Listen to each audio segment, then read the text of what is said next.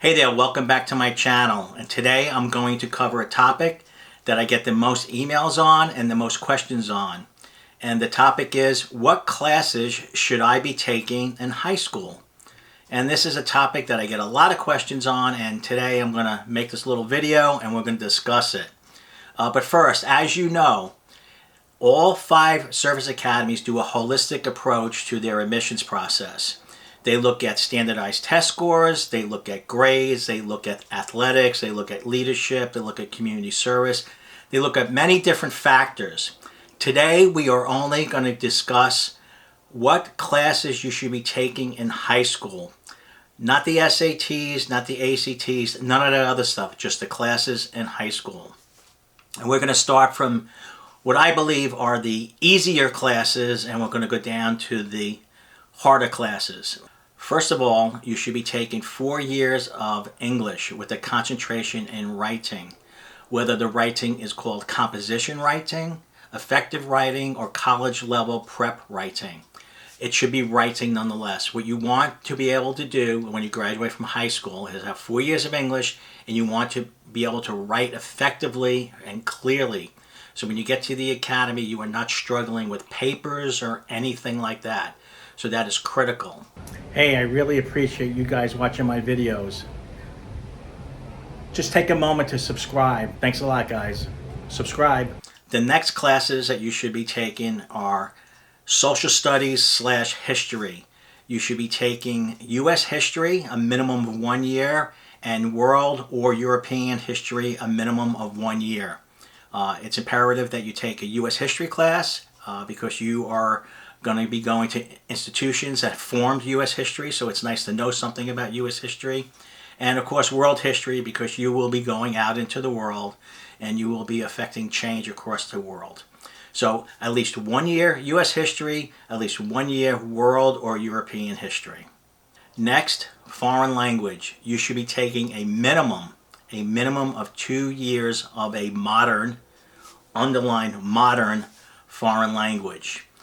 They can be either the traditional languages such as Spanish, German, Italian, or strategic languages such as Arabic, Russian, or Chinese. As you know, the world is a very dynamic place. Our rivals now are the Russians, the Chinese, and the Arab world. So taking those languages is a plus, but taking a traditional language such as Spanish, Italian, and German is also a plus.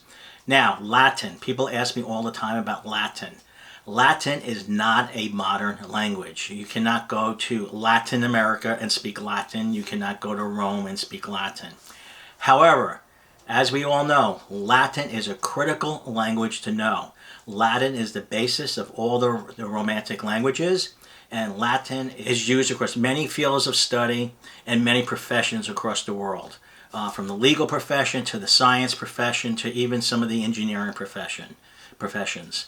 So take a strategic language or take a modern traditional language, and if you can fit it into your studies, take Latin, because it will help you in the SATs, ACTs.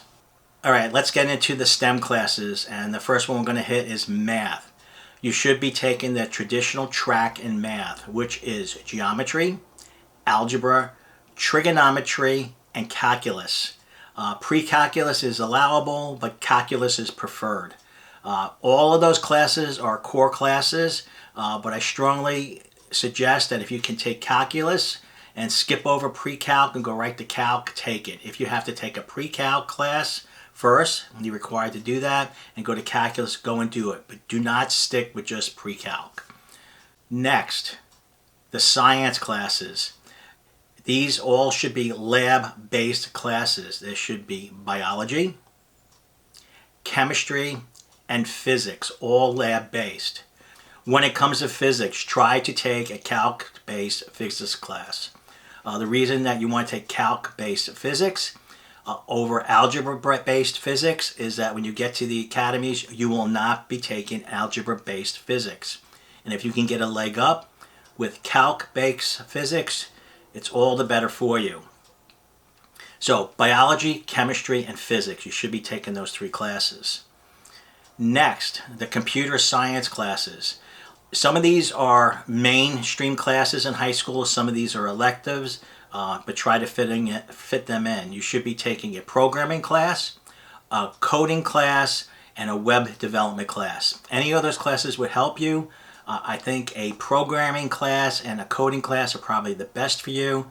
A web-based development class, I mean, you probably can pick that up on your own. If you're smart enough to get into Academy, you're smart enough to do some web-based development.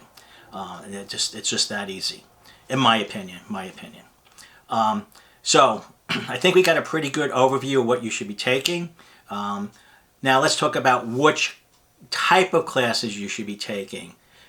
You should be taking a minimum of honors classes, honors level classes, a minimum of honors level classes, if you can. If you can do better than that and you can take AP level classes, all the more power to you. So strive for the honor classes, strive for the AP classes, and do your best in them.